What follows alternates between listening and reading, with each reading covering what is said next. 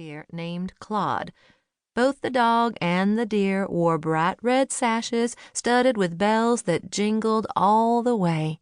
I felt quite festive in my red wool peacoat, plaid scarf, and winter white slacks with red flats. It was a rare thing for the weather in our part of the world to require such attire, and somehow that lifted my spirits. Daddy was dressed in the Santa suit he'd donned to take pictures with the kids at our church that afternoon. As we got closer, Darius, John, Robert Pearson, and Grace Sullivan, Mama's best friend and my godmother, the other council members, stopped, chatting, and gaped at us.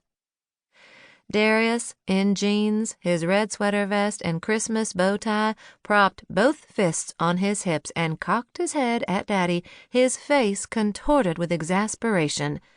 "Frank, have you lost your mind?" "Why does everybody keep asking me that?" Daddy asked. Mama had inquired several times. The reindeer balked. Darius gaped in apparent horror, then threw back his head and consulted the heavens. The response was dramatic, even for Darius, who had a flair for that sort of thing, him being an ex-TV star and all. What was that all about? Of course the reindeer was ridiculous. Who expected anything else from my daddy? "On, Claude," said Daddy, like Santa calling his herd.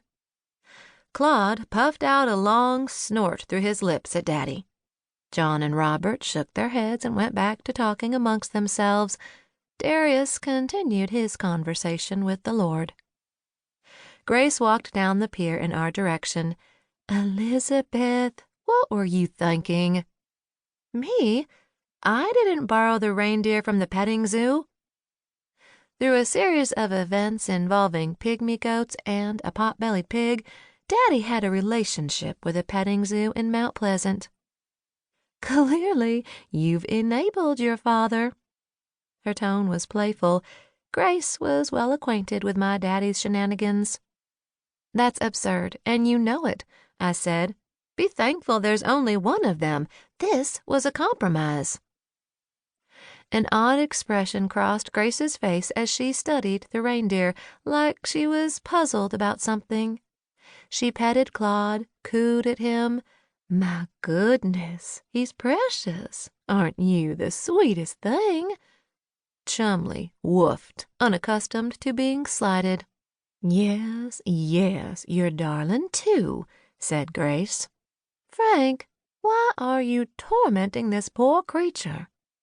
"Tormenting him?" Daddy sounded indignant. "Do you imagine reindeer enjoy boat trips?" asked Grace. "Well, sure," said Daddy. "Doesn't everybody? I figured the little children would enjoy seeing one of Santa's reindeer with him. It adds to my authenticity, don't you think?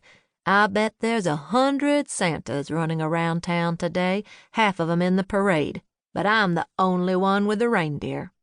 Darius wore a slightly crazed look in his eyes. "How in this world are folks supposed to know who you are dressed up in that Santa Claus outfit?" he asked. This was Darius's first parade as a council member, and he clearly took his role quite seriously. "They'll know I'm the one in the Santa suit by process of elimination, won't they?" said Daddy. Grace sighed, shook her head. "Come along, Claude. We may as well get this over with." She took the reins from Daddy and headed towards the barge. Claude followed. "Looky there," said Daddy. "He likes you." "You are not putting that animal on the barge with us." Darius shook his head emphatically. No way." "Why, certainly I am," said Daddy. "Where's your holiday spirit, Darius? Think of the little children." Darius shook his head, muttered something. He seemed to be talking to himself. Then he gestured wildly. "This is beneath the dignity of the council." "You got poop bags for that thing?" John asked. "We're going to hold up the parade," said Robert. "We're supposed to be in line already."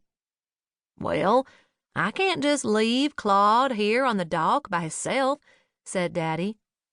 "Come along, Claude." Grace gentled the reins.